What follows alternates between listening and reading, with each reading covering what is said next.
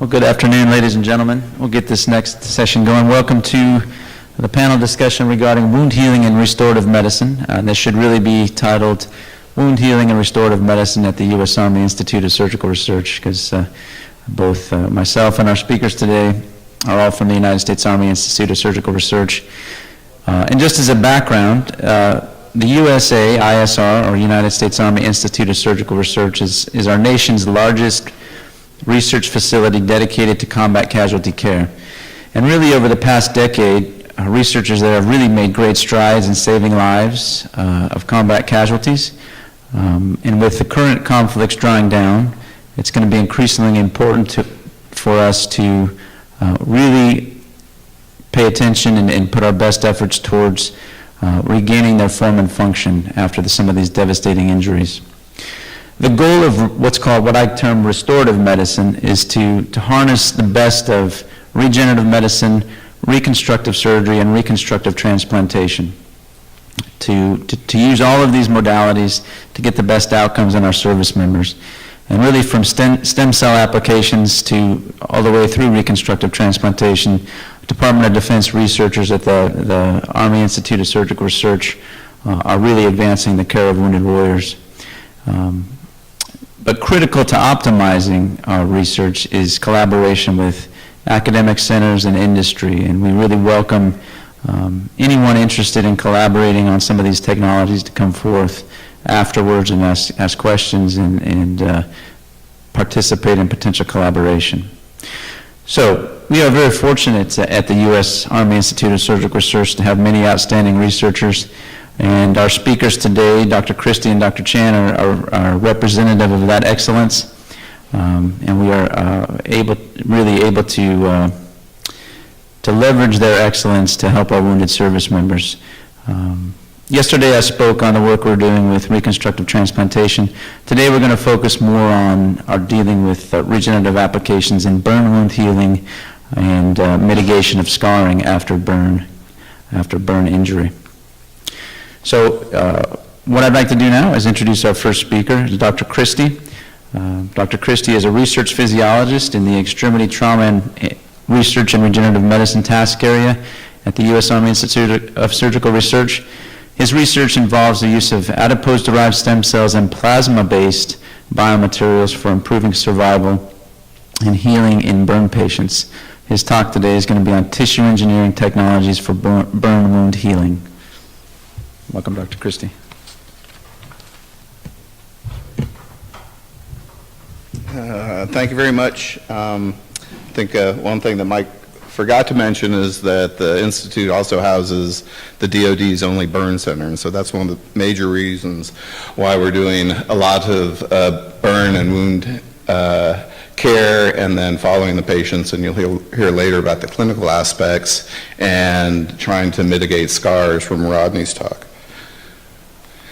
The usual disclaimers, this is my opinions, not that of the government's.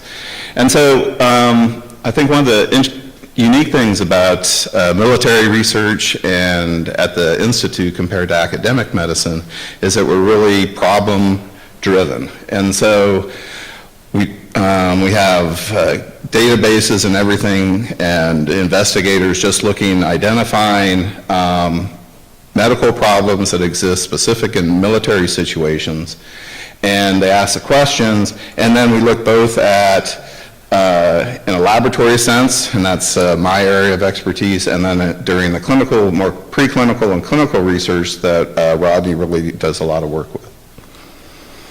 And so the injuries go all the way from acute, obviously at the point of injury, and they include, as you heard earlier from Chris Rathbone, affecting muscle, bone, but also the skin with severe burns, and then ocular trauma. And those are really a lot of the main groups as far as regenerative medicine that are at the Institute. And then we also have to follow those up with the chronic aspects of it. And you have to realize, again, our population is very young, and so it affects them for a long time. And so if you look at burn research, we have to take into account all the way from the point of injury, and so this is going to be on the battlefield in Iraq or Afghanistan. You have to stabilize those patients. We transport them from the Middle East, all the way back to San Antonio within 2 to 3 days, and they're treated at the burn center. And then looking at trying to solve and help that wound healing, and then the rehabilitation aspect of it. And so burn care at the Institute goes all the way trying to find solutions from initial injury all the way through rehab until they're released to the VA. And one of the aspects that is of interest, since this is a stem cell group, I'll mention is, are there technologies that can actually be used on the battlefield that are stem cell based to actually start the healing or mitigate the inflammatory responses that are seen initially? Right now, in the past 10 years, we've been able to get the patients to at least initial hospitalization within 30 minutes. They'll be able to see a doctor. In the future, it's going to be very small groups, and they may have to wait 1-2 days before they actually get extracted. So those types of solutions are very important to us also.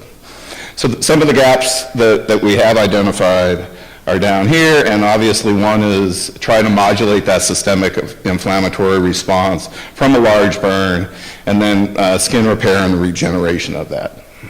And Rodney will talk about the scar mitigation and improving the cosmesis. So again, this is just the clinical problems. These are specific matrices that are out there. They usually include either singly or in combination epidermis, keratinocytes, and then combinations of those. And what we're working on is trying to develop a combination product that's based on a single cell source, so adipose-derived stem cells, and to make it vascularized, so actually improve the integration into the wounds. And so here's the overall strategy, and I'll talk a little bit about each one, hopefully quickly. At first is the adipose-derived stem cells that everybody I'm sure has a great background in already.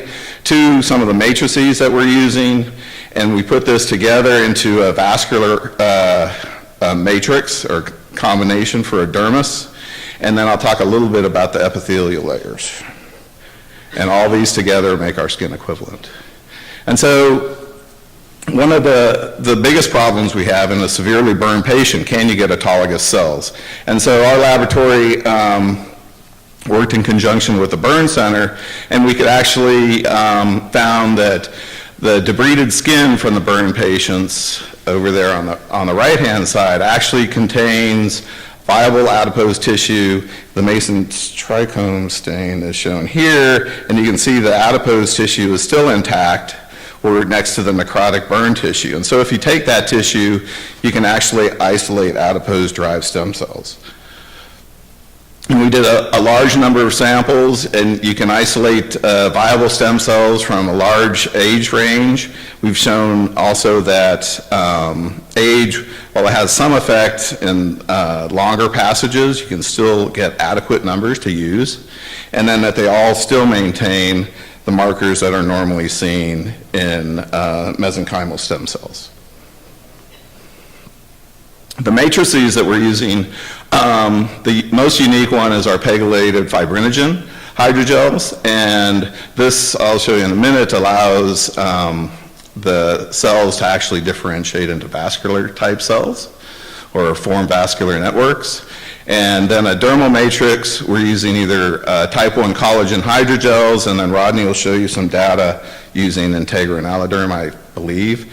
And then for our epidermal matrices, we're using, again, type 1 hydrogels or different types of ECMs, either based on small intestines or amniotic membrane.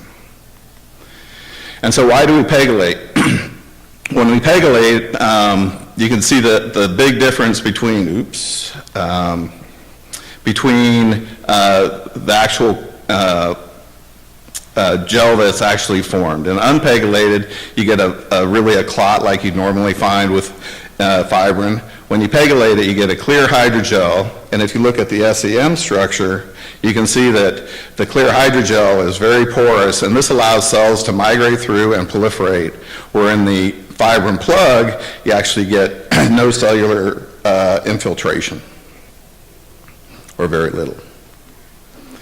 And so here's the scheme that we use. We use a difunctional PEG, incubate it with fibrinogen or plasma, and then add thrombin, and you can add with or without stem cells, and the stem cells will actually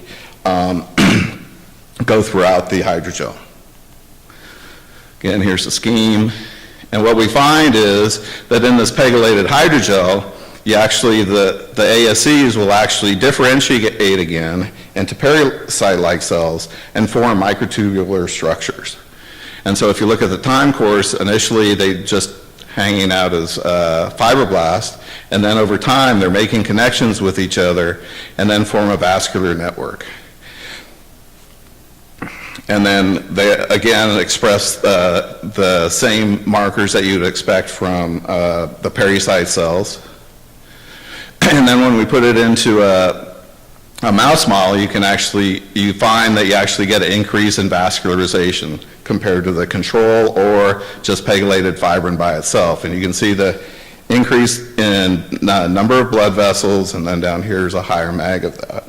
We quantitated that. And again, you can see with the pegylated fibrin with stem cells, you get an increase in blood vessel count.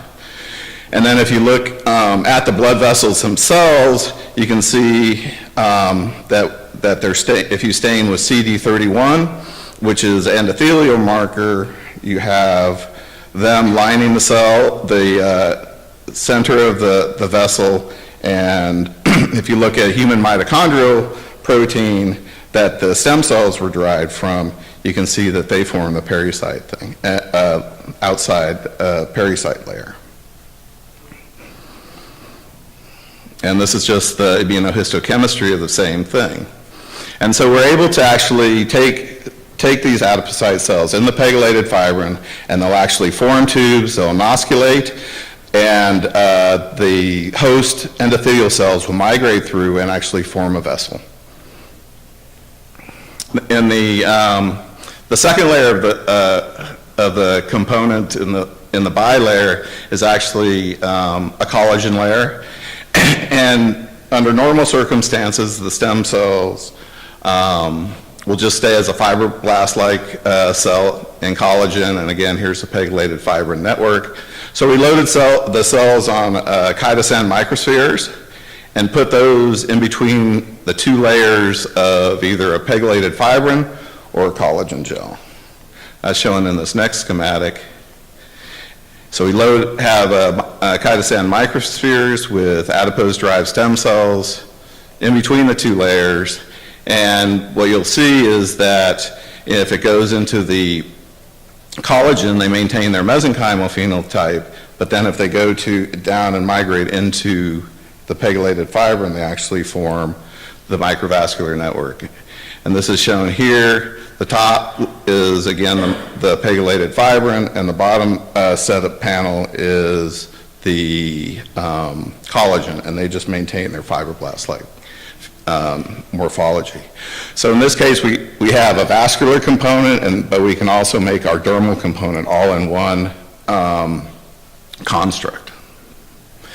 The last cell type that we needed to get was epithelial cells. The idea is from one cell type to get 3 different finalized cells. And so there is information out there that you could use a host of different growth factors, KGF, EGF, hepatocyte growth factor, and IGF as a soup, and you could actually get reasonable differentiation of the cells.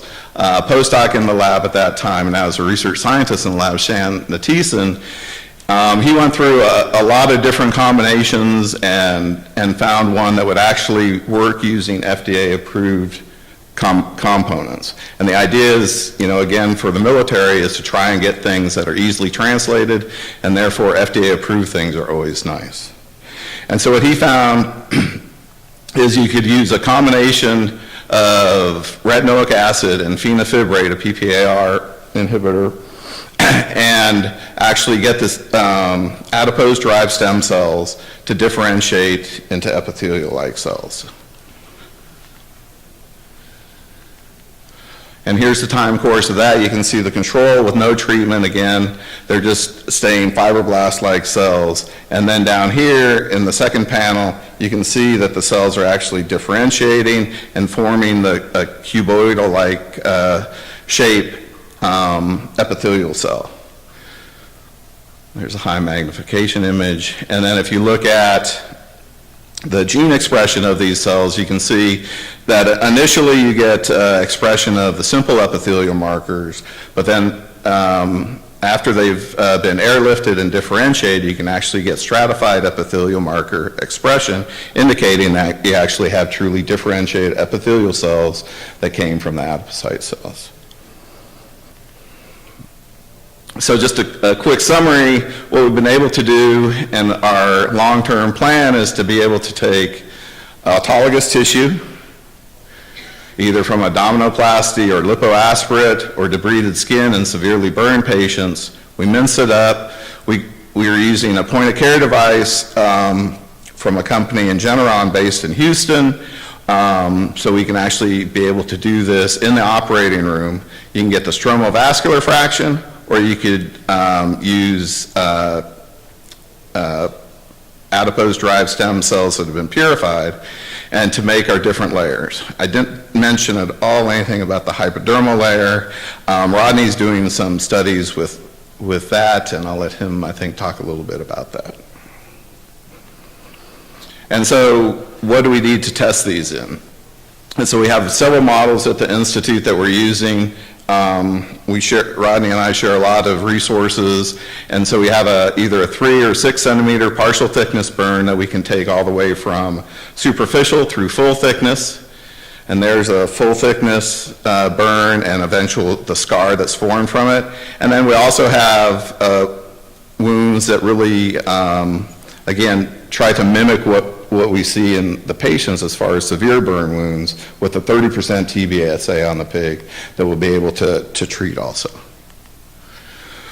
Again, these are the models, and then the endpoints that we use. I think they're the typical ones, along with some clinical outcomes and a quick acknowledgements. Most of the work was done by Shannon Natison, a research scientist in the lab. We have the large TBSAs being done by David Burnmeister in the lab.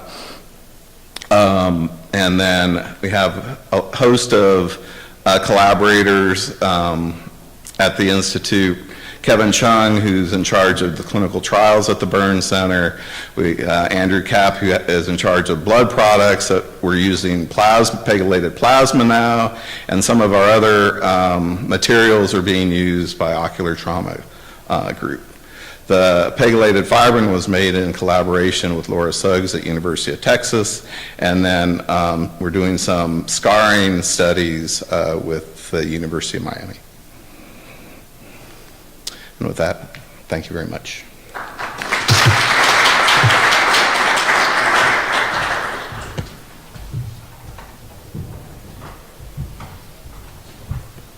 Well, thank you, Dr. Christy, for that excellent presentation, and really for your tireless efforts to advance the care of our burned, injured patients. Next, I'd like to introduce my good friend, Dr. Rodney Chan. Dr. Chan is Chief of Plastic Surgery in the U.S. Army Institute of Surgical Research, Army Burn Unit, and he's Associate Professor of Surgery at the Uniformed Services University of the Health Sciences. His research focuses primarily on improving burn scarring and long-term outcomes after burns. Welcome, Dr. Chan.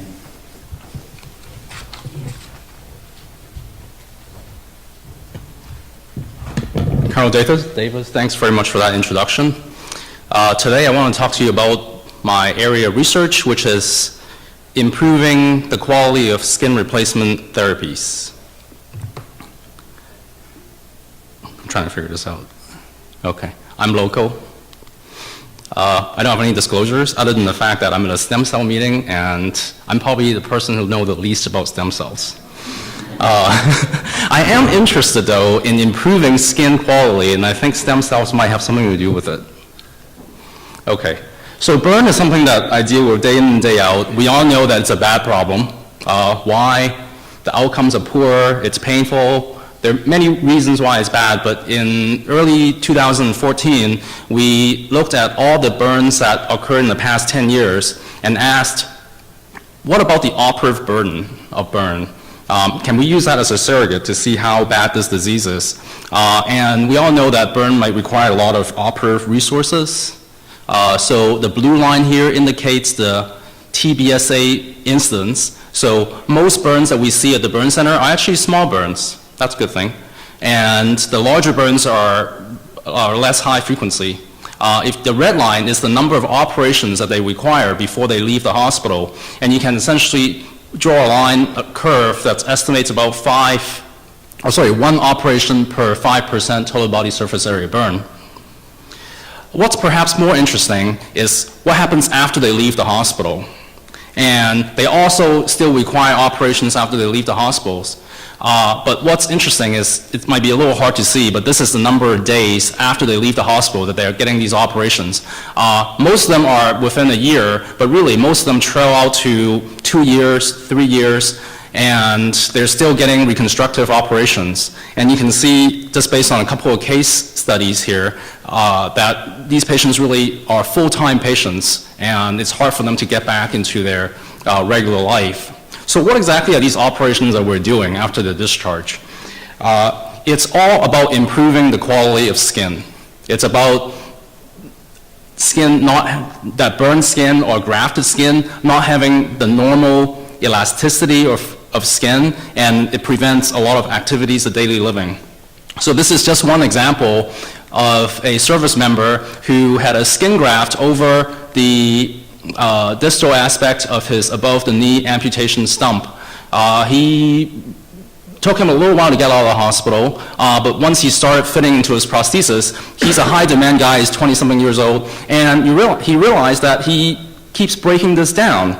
And so there are plastic surgeons here in the room. I'm sure there are many ways we can fix this problem, but in this case, he underwent a parascapular free flap. I think Dr. Davis and I might have been doing that case together. But we, based on the vasculature that he had and taking another piece of skin from his back, which has donor site morbidity, eventually we're able to get him walking in his prosthesis with a very durable outcome. I think the goal of skin replacement therapy should be that, I love skin graft like the next person, but the goal of skin replacement therapy should be to be restoring some of the durability of skin even from the very first operation. So on the right side, you see I've listed some of the functions of skin. It's got a barrier function. It prevents heat and fluid loss and anatomic protection from infection, which is very important. And then there's mobility, durability, sensibility, cosmesis. And really, the paradigm right now is that acute surgery for burns is life-saving, and you're largely aiming to restore this barrier function. And we rely on reconstructive surgery later on, which, as I've just mentioned, lingers on a long period of time in order to restore some of the other functions of skin. So there is why we need skin replacements. Now, Dr. Christy already told you there are a lot of skin replacement products out there. So, and I guarantee if you go to every single one of the skin replacement products website, they are going to show you that they can, there's this one case that they can do, and it restores this wonderful skin like normal skin. And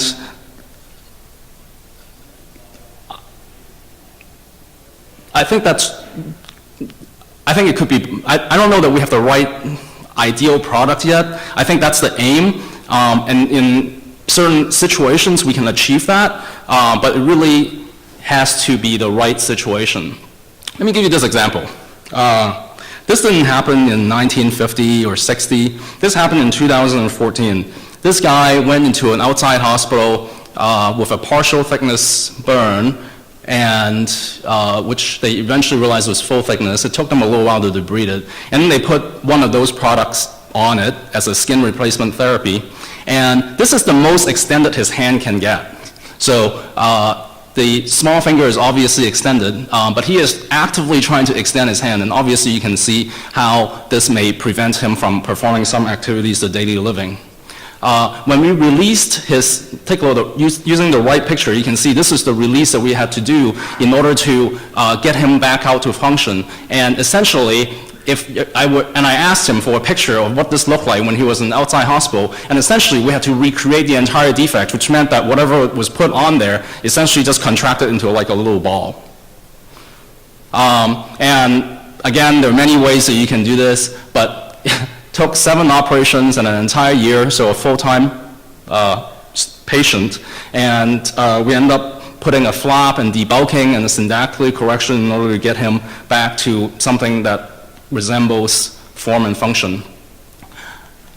And this doesn't happen just in the extremities, it happens more even in the face, and perhaps the deformity is even greater. And this happens for partial thickness burns, this happens for full thickness burns.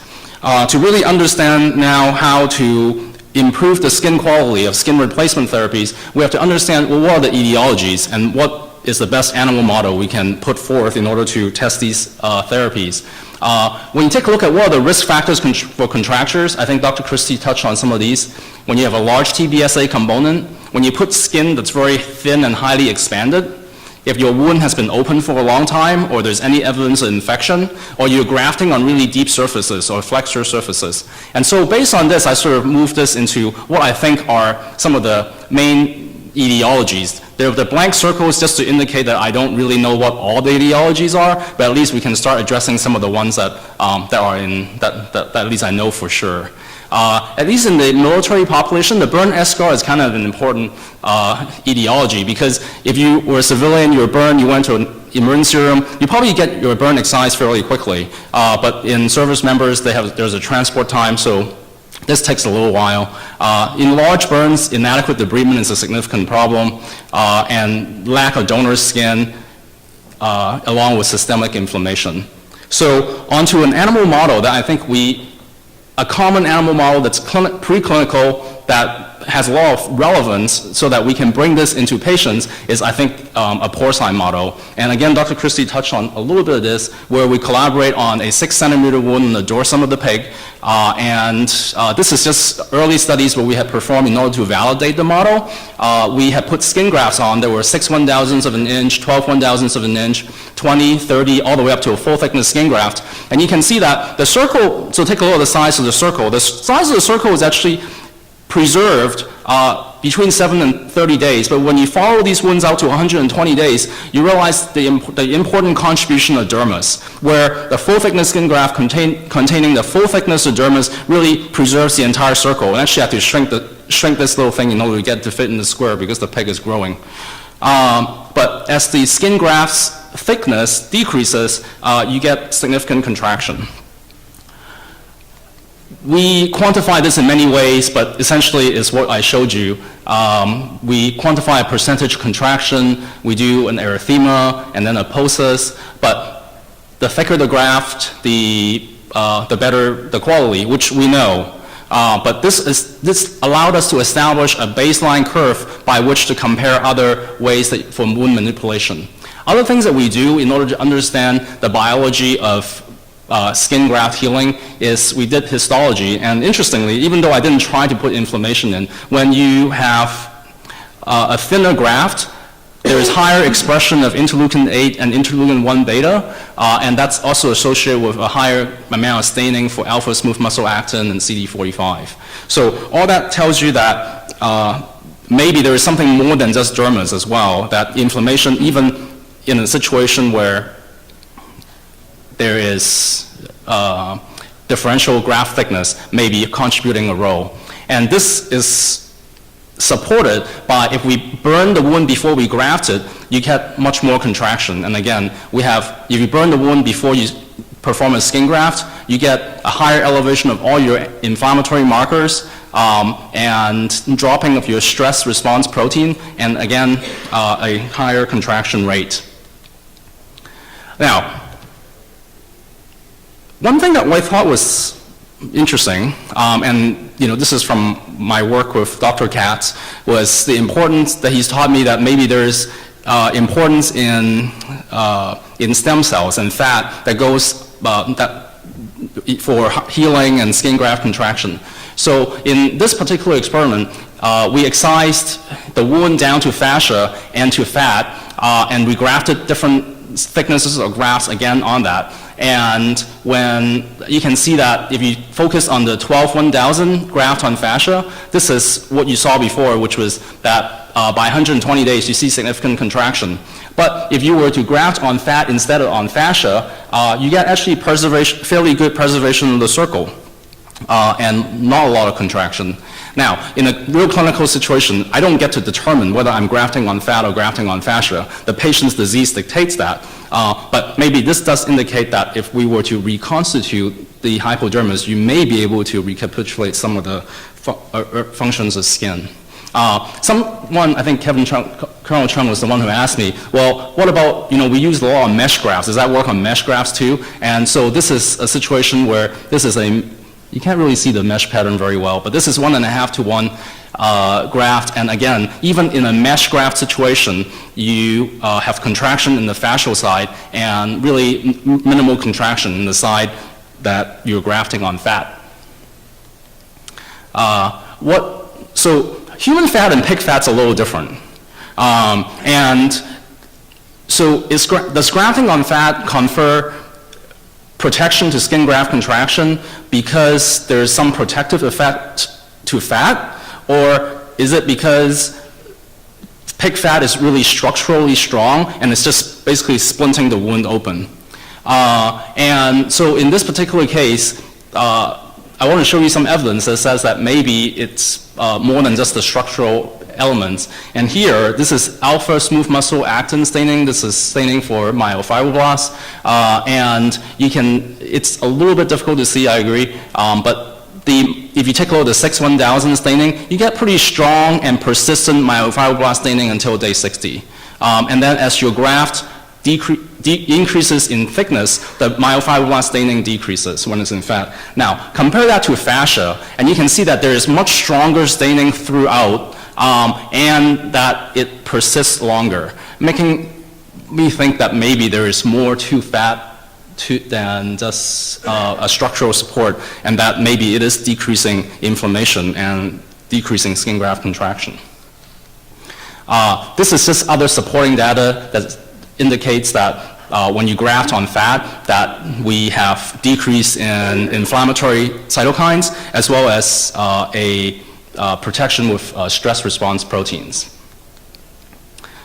So essentially, what I've shown you is a preclinical model that I think reflects what we see in people. And the other thing that I think this does is it gives you a yardstick by which to compare strategies for either skin replacement therapies or ways of modulating a wound, and where if you are below the curve, this is like how much skin you're investing versus what kind of skin quality that you're getting, and you can put this as the thickness of the graft, and you can put this as contraction or any one of these outcomes that we measure. If you put on a skin substitute, and it's probably only good to go on to clinical studies if your preclinical studies indicate that it's beating your yardstick or beating the curve.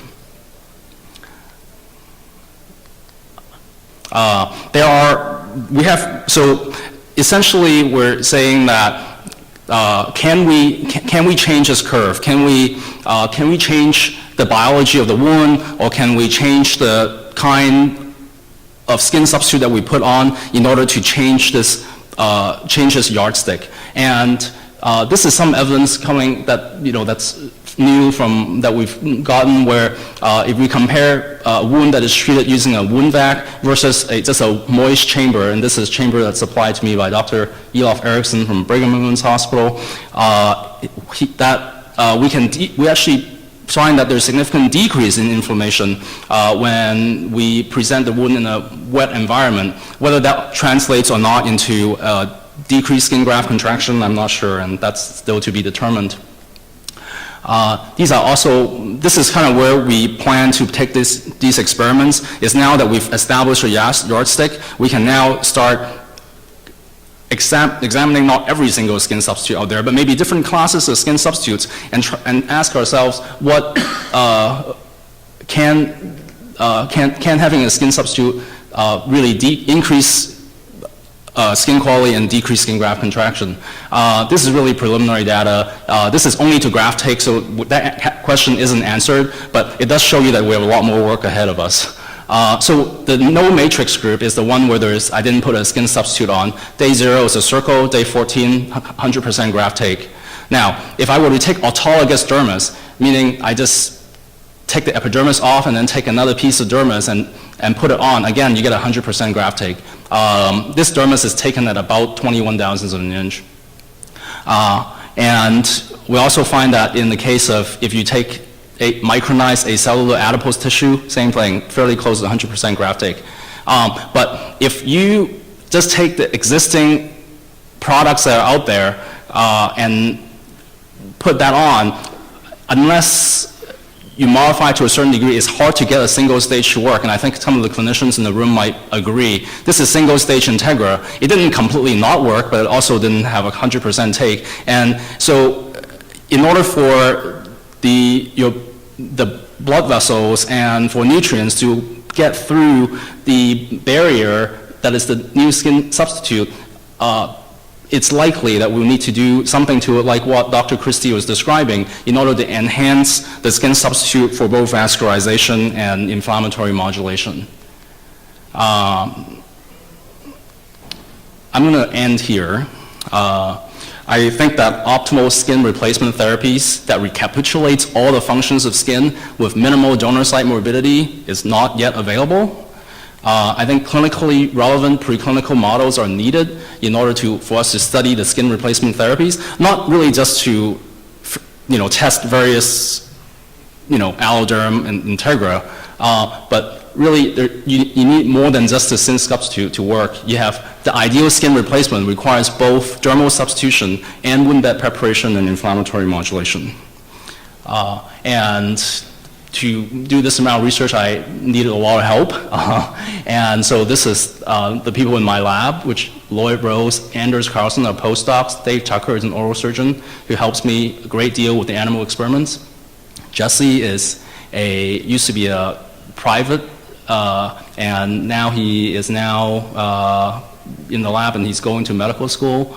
We also have significant collaborators, Dr. Christy, Dr. Davis here, and then also collaborators that not just involve this project, but also some of the other clinical work that we're doing. Dr. Rosen from Dartmouth, Dr. Erickson and Caterson from Brigham and Women's Hospital, Dr. Mustow from Northwestern and Galliano, Dr. Anderson from MGH, Peter Rubin from Pittsburgh, and Dr. Katz from University of Florida. Thank you.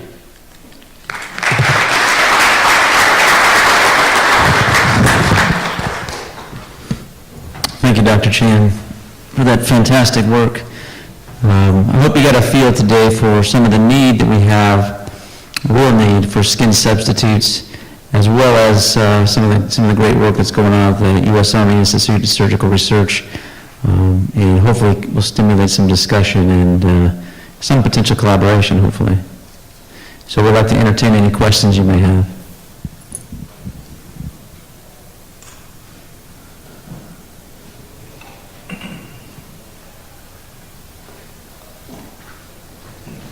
Hi, everything that is old becomes new again.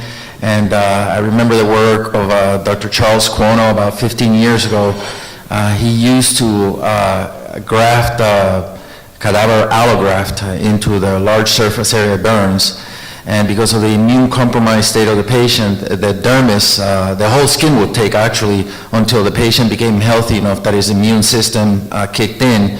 And then he would slough the epidermis and be ready for a very thin skin graft or cultured skin, which is what he would do. He would use the time that the patient was sort of getting over the trauma, the acute burn, and he was covered with a cadaver allograft, and patients would start to get healthy, and we would see their allograft epidermis still intact, and sometimes we would even have to shave it off to do the skin grafting. But I also remember at the time when he was trying to grow the epidermis cells, he would complain that he would get all these fibroblasts contaminating his plate, which I now recognize were probably stem cells. So I am sure that you could take at the, instead of going through all the hassles of trying to re-engineer your fat into keratinocyte cultures, which was quite laborious and intensive, you could take stem cells from the fat or from the dermis, culture them, and lay that over the dermis, and you would have a dermis, a completely engrafted dermis over which to overlay your thin layer of keratinocytes.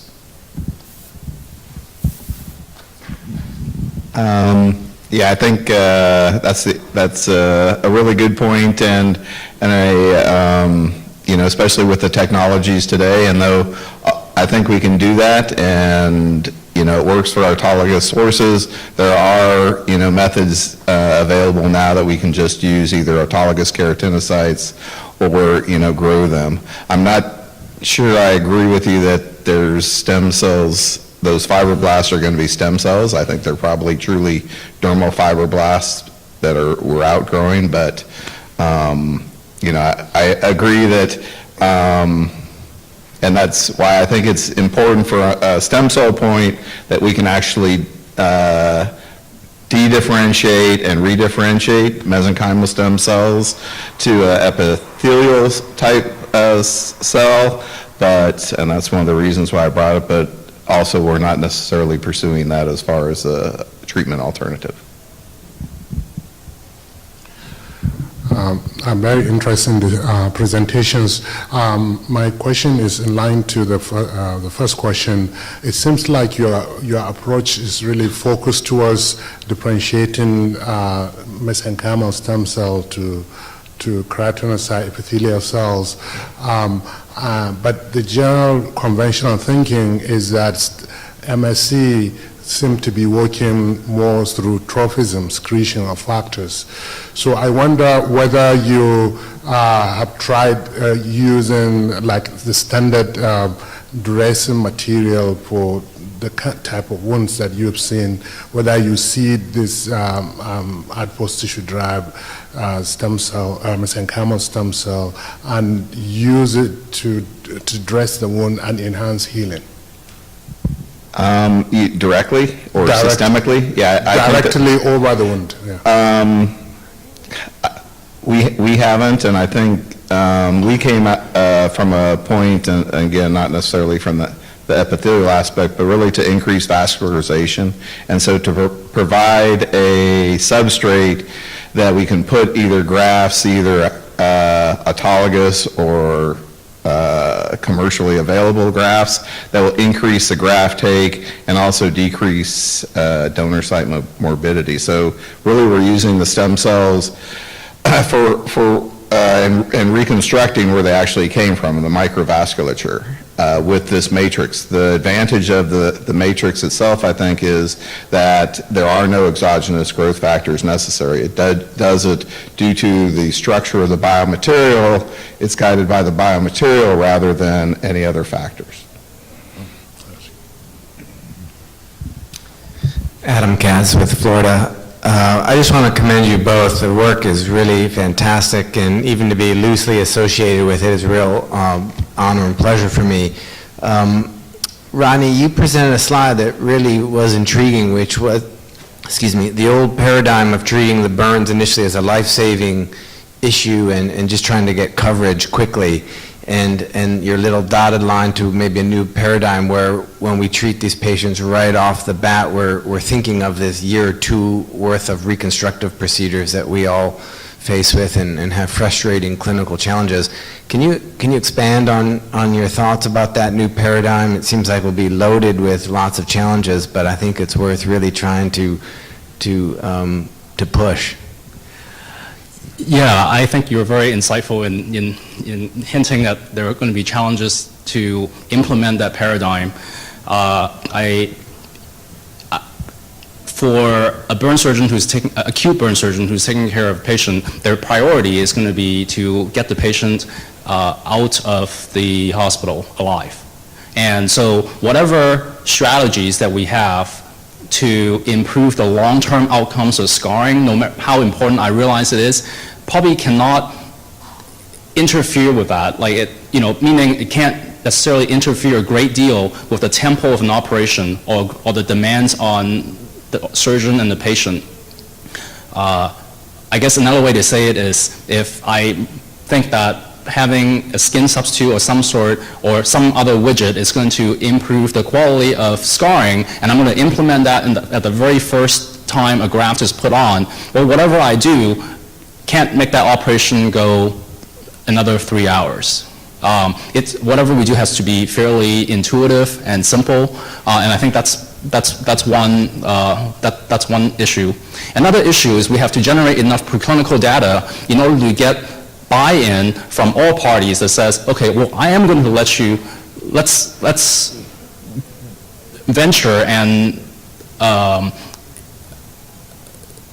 increase the time commitment, but they need data to show that, whatever you're doing is going to work. And I think at the beginning, I think what we need to do is to probably just work on smaller wounds and show that number one, in animals that it works out, and then also in smaller wounds that it will make a difference. I think clinical trials like that you've designed where you have two arms, one with a patient being blinded controls, I think those are invaluable.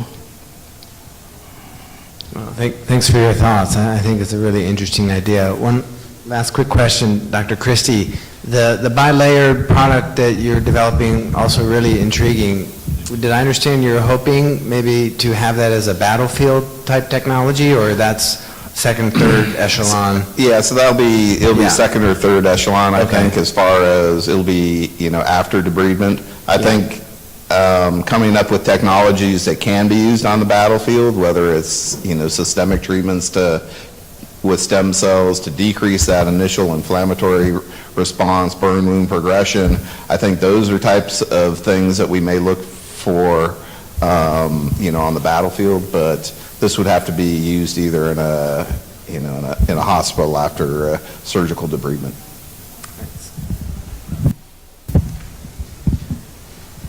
I have a quick question for Rodney. The idea of augmenting the hypodermis is very intriguing to me, and I think a lot of the plastic surgeons in here that have treated contour defects and radiated breast have seen the power of rejuvenation that the fat transfer can have in the radiated skin. Have you begun any kind of clinical work with augmenting the hypodermis to improve burn scars, either empirically or under a clinical trial? So when you say augmenting the hypodermis, are you referring to, so I see that as there are two ways to augment the hypodermis for scar. One is at the time of grafting, and then the other one is after you have a scar and then augmenting and then restoring the hypodermis at that time. I have not done the first one, and the latter, it's being done in a clinical trial in collaboration with Dr. Katz's group.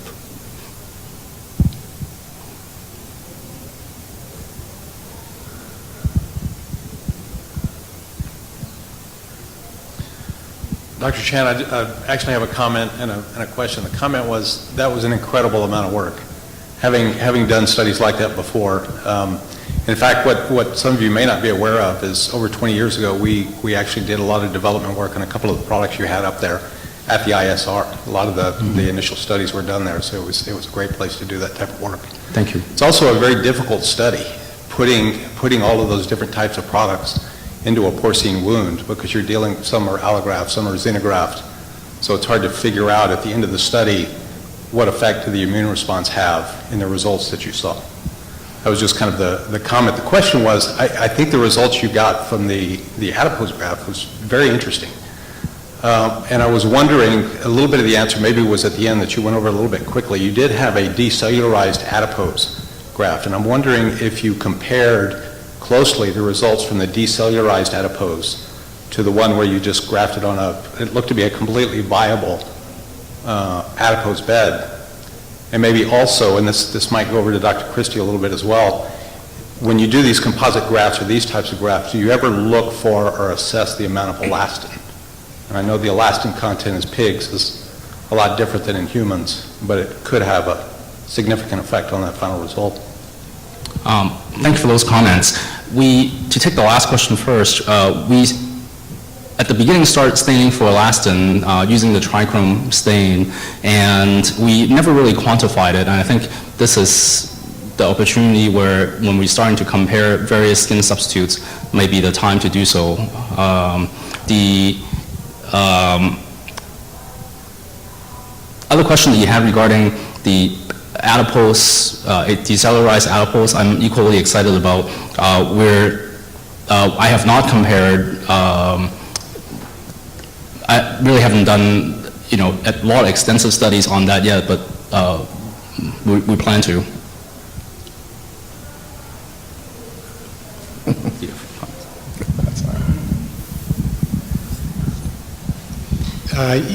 Dr. Chan, you alluded to sort of the unique nature of military medicine in that some care is delayed given that these injuries are oftentimes at quite distance from the facilities in which care is delivered. I'm wondering, in your description of trying to change the paradigm of care for burn, if there's an opportunity in military medicine to begin to look at some of that very early care, what some of those attributes might be. Could you theoretically prime the pump for care being delivered later, simply because it has to be delivered later? And you never know where ideas might sort of pop up, and so I'm just kind of throwing it out there because it's my job.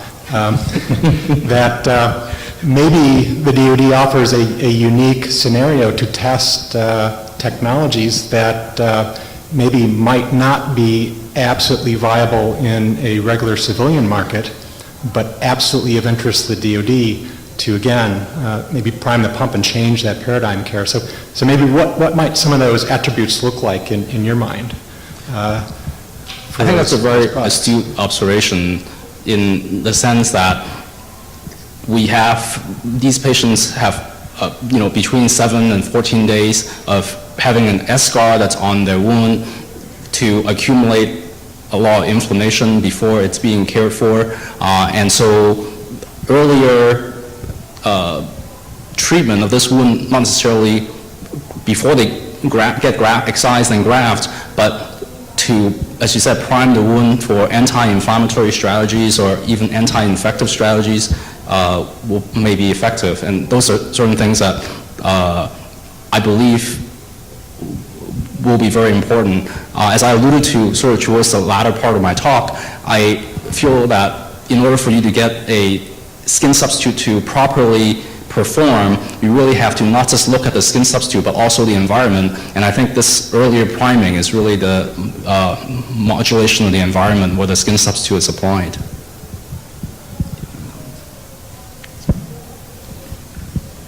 Sir. Hi, Bob.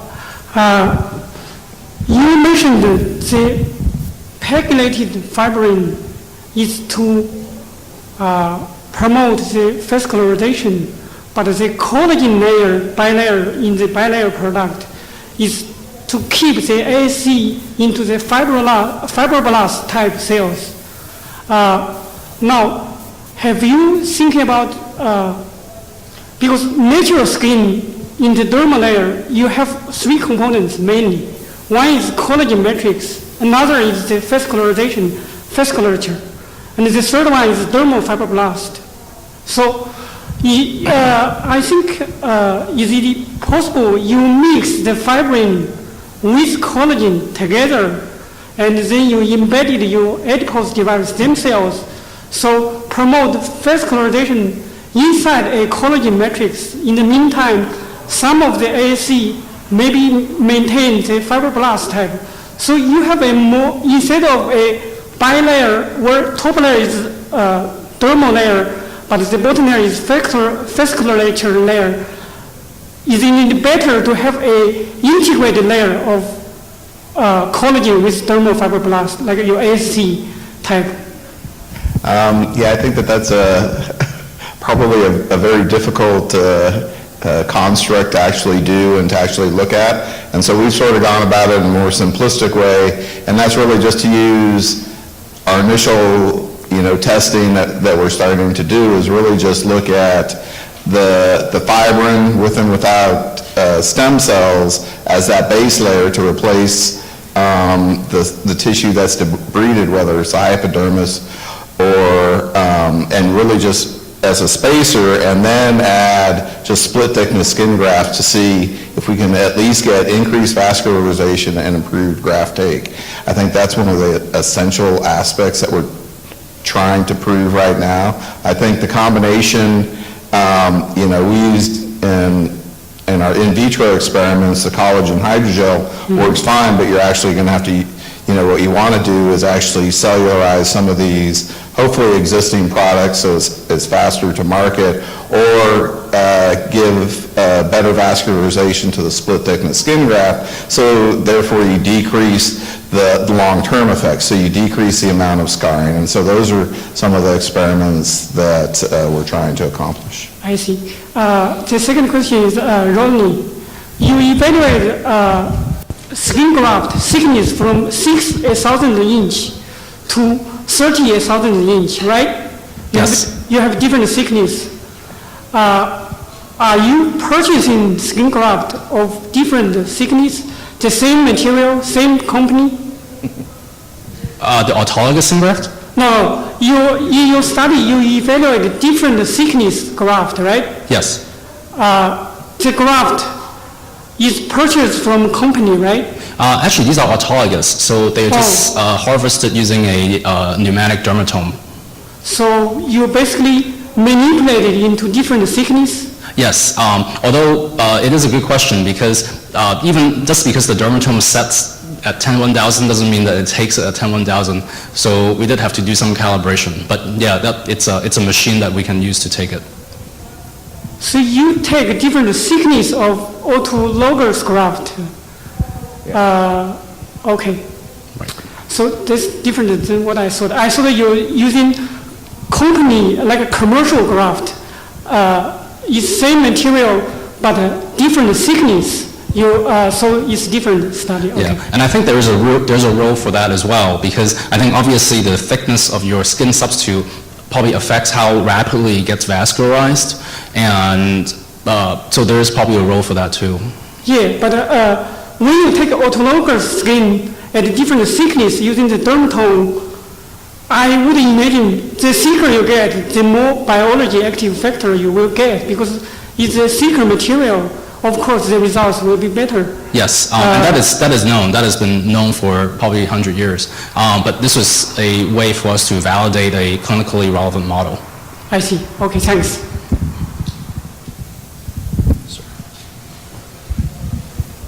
Those are great questions. Any more questions? All right, thank you all. We appreciate your attendance.